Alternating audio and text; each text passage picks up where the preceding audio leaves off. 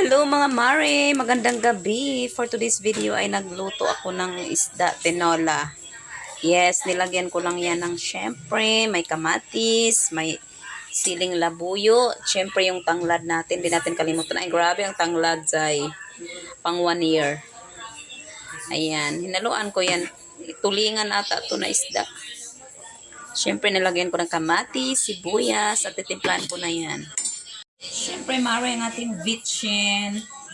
Kunti lang pala. Para may wagang bitchin natin.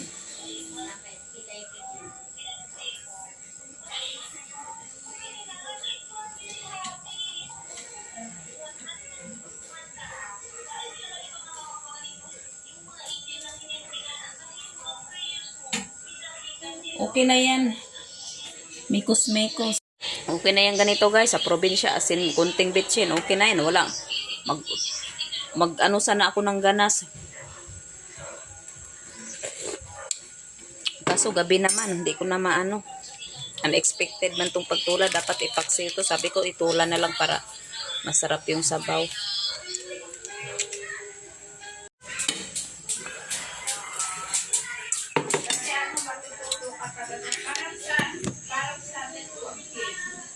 Tinuturo sa amin, kukuha ka ng kapatid mo sa anak ko.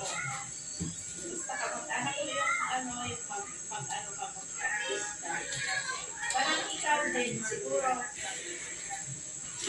na open-minded na talaga ako na ay wala nang siguro na open-minded na ako na sumama sa inyo kasi na may will ang Panginoon sa iyo. Guys, Mare, mag-iimbento nga pala ako, Mare. Ayan, dahil may crispy fry ditong sobra. Lagyan natin yung isda. Busin to kay sayang. 2 isda ba natira? Ano ba itong lasa? Lasa na pala siya. Ito mga Mare, oh. Sayang kasi.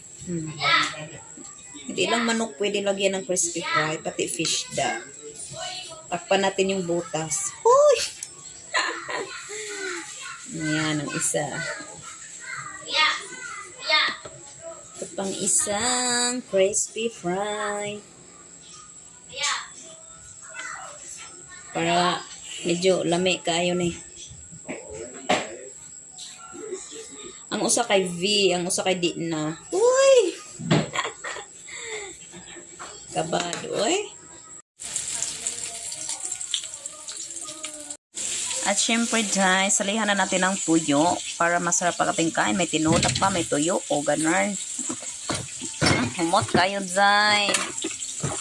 Magprito tayo ng tuyo kay para ugma, diretso na ni siyang sudan. Napay salintinola, o ganun. Prito tagbulad. So, dry. Lami kaayo niya. Naluto na ba kahaani? Isali na natin tong tuyo. Tuyo, mare. Zay, umut-umut na yung buwad natin, Zay. Tapos ng ating tuyo, guys. Let's eat with suka. Tada! Mangain tayo, guys.